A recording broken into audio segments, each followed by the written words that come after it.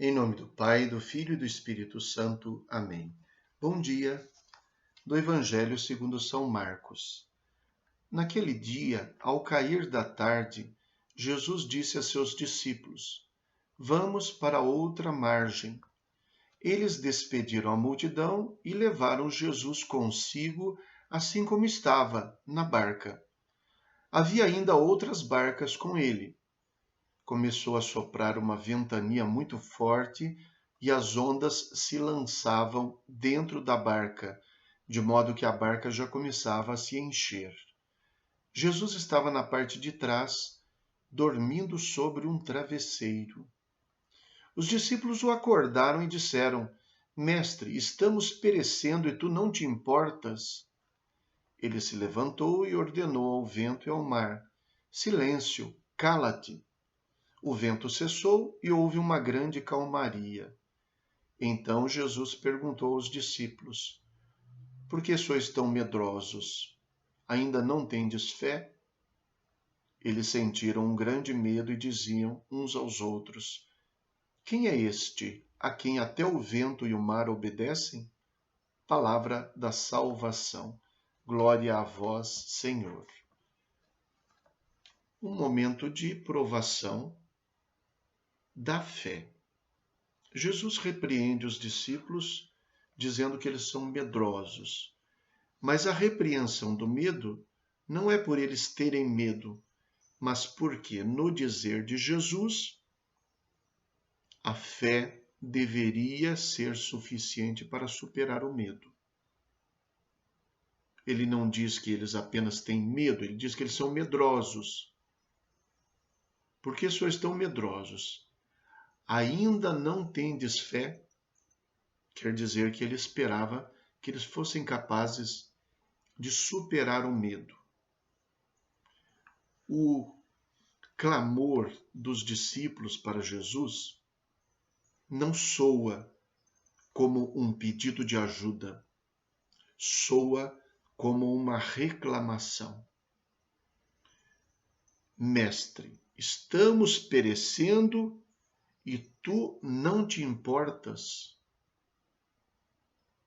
Então eles expressam um sentimento de abandono, mas abandono como descaso, tu não te importas, não estás nem aí conosco.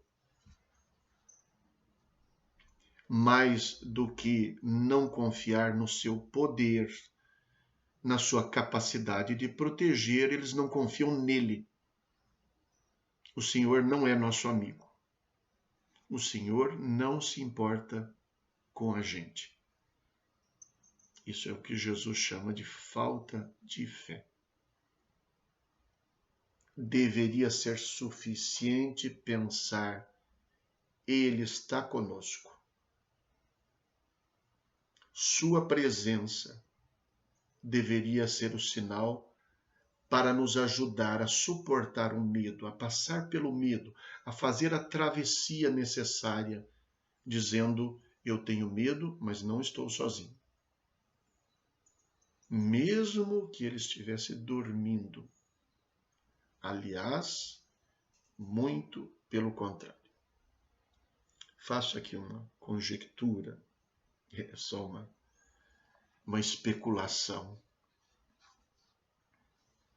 Eu acho que eles deveriam se apavorar se olhassem para Jesus e ele não estivesse dormindo. Se ele estivesse apavorado, clamando, morrendo de medo, aí sim eles deveriam se apavorar. Ele estava dormindo, tranquilo. Para ele aquilo não era problema. A tranquilidade de Jesus dormindo sobre um travesseiro deveria ser para eles o estímulo para dizer: enquanto ele estiver tranquilo, nós também estamos. Veja, há uma inversão de raciocínio, ou melhor, eu acho que há uma inversão de sentimentos. Parece que eles ainda não confiam em Jesus. Sentir medo é normal.